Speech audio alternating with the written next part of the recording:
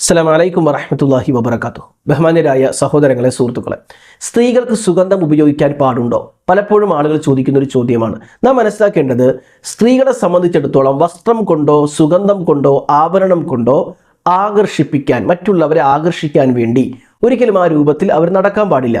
കാരണം അത് സ്ത്രീകളുടെ സുരക്ഷിതത്തിന് വേണ്ടി തന്നെ ഇസ്ലാം പഠിപ്പിച്ച മാർഗമാണ്. ശരീരം പ്രകടിപ്പിച്ചാൽ ആളുകൾ അവളെ നോക്കും.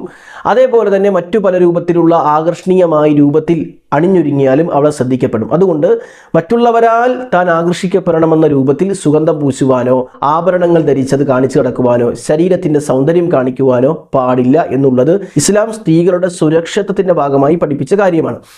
അല്ലാഹുവിൻ്റെ റസൂൽ പറഞ്ഞു, ഒരു സ്ത്രീ അവൾ അത്തർ പൂശി നടന്നു.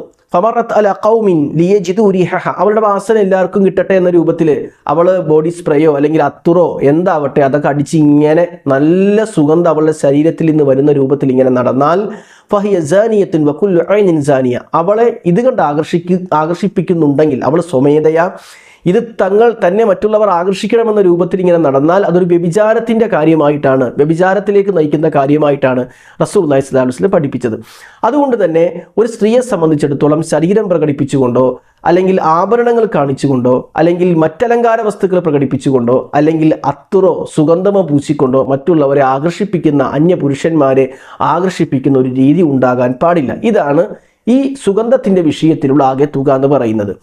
എന്നാൽ ഒരു സ്ത്രീയെ സംബന്ധിച്ചിടത്തോളം അവളുടെ ശരീരത്തിൻ്റെ ദുർഗന്ധം മായ്ക്കാൻ വേണ്ടി, ഒഴിവാക്കാൻ വേണ്ടി അവളിൽ തന്നെ ഒതുങ്ങുന്ന രൂപത്തിലുള്ള നൈസായിട്ടുള്ള, വളരെ ശക്തമല്ലാത്ത രൂപത്തിലുള്ള സുഗന്ധങ്ങൾ പൂശുന്നതിൽ പണ്ഡിതന്മാർ എതിര് പറഞ്ഞിട്ടുമില്ല.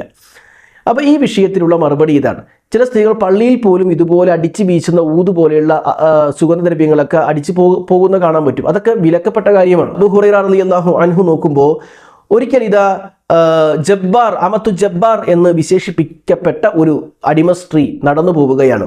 ചോദിച്ചു, എങ്ങോട്ടാ പോകുന്നത്? പള്ളിയിലേക്കാണ്. നീ സുഗന്ധം പൂശിയിട്ടുണ്ടോ? ഉണ്ടെന്ന് പറഞ്ഞു.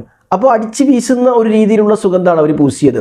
അബൂ ഹുറൈറ റളിയല്ലാഹു അൻഹു പറഞ്ഞു, നീ വീട്ടിലേക്ക് മടങ്ങിപ്പോയി അത് കഴുകി കളഞ്ഞിട്ട് നീ വാ. കാരണം റസൂലുള്ളാഹി സ്വല്ലല്ലാഹു അലൈഹി വസല്ലം പറഞ്ഞിട്ടുണ്ട്, ലാ യഖ്ബലുല്ലാഹു മിൻ ഇംറഅത്തിൻ സ്വലാത്തൻ ഖറജത ഇലൽ മസ്ജിദി ബരീഹുഹ തഅസിഫു ഹത്താ തർജിഅ ഫതഗ്തസില, അടിച്ചു വീശുന്ന സുഗന്ധം ഉപയോഗിച്ച് പള്ളിയിൽ പോയി നിസ്കരിച്ചാലുള്ള നിസ്കാരം അല്ലാഹു സ്വീകരിക്കില്ല.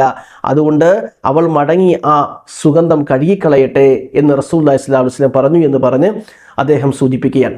അപ്പോൾ ഇതാണ് ഈ വിഷയത്തിൽ നമ്മൾ മനസ്സിലാക്കേണ്ടത്. ശരീരത്തിൻ്റെ ദുർഗന്ധം മായ്ക്കുന്ന രൂപത്തിലുള്ള നൈസായിട്ടുള്ള സുഗന്ധങ്ങൾ ഉപയോഗിക്കുന്നതിൽ വിരോധമില്ല. പക്ഷേ മറ്റുള്ളവരിലേക്ക് കടന്നു ചെല്ലുന്ന, അന്യപുരുഷന്മാരിലേക്ക് എത്തുന്ന രൂപത്തിലുള്ള അടിച്ചു വീശുന്ന സുഗന്ധം പൂശി നടക്കുന്നതിനെ ഇസ്ലാം വിലക്കിയിട്ടുണ്ട് എന്ന് മനസ്സിലാക്കുക.